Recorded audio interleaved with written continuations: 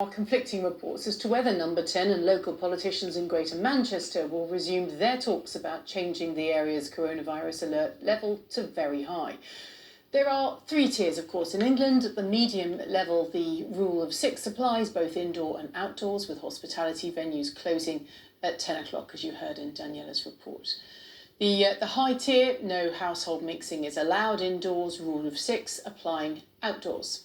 In the very high tier, there should be no mixing between households indoors or outdoors in certain settings like private gardens. Pubs and bars will close unless they serve a substantial meal. Well, our correspondent Philip Norton reports now from the village of Appleby Bridge on the border of Greater Manchester and West Lancashire. Good morning. Good morning. Waking up to a birthday weekend in Liverpool with the tightest coronavirus restrictions in the country. 8 o'clock in the morning. We've been up already for at least half an hour.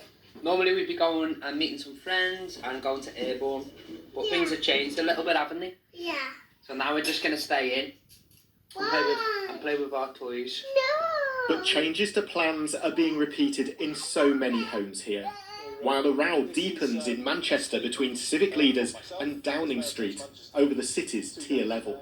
The problem for many round here is that the layered restrictions brought in today have effectively created tier borders. Up there is Lancashire. Everyone living beyond that sign is living with tier 3 restrictions. But just a few steps down the road, and you can see the sign welcoming you to the borough of Wigan.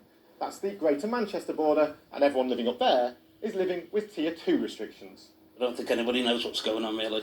Yesterday, it was showing 2 tiers on the app and things like that. So it's like, are we, aren't we? And then they just said finally, eventually, that you're all locked down. At this dance studio on the border, many classes are now back online. Every day changes.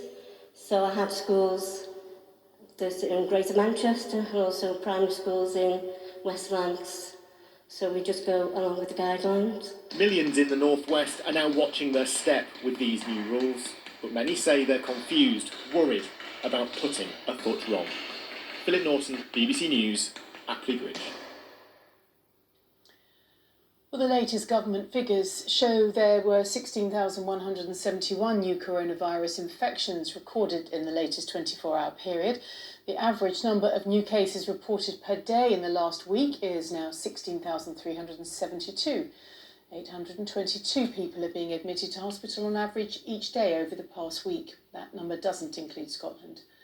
150 deaths were reported. That's people who died within 28 days of a positive COVID-19 test. And that means on average in the past week, 117 deaths were announced every day. It takes the total number of deaths so far across the UK to 43,579. Well, if you want more details on what restrictions are in place where you live, do go to the website bbc.co.uk/news and you can search using your postcode.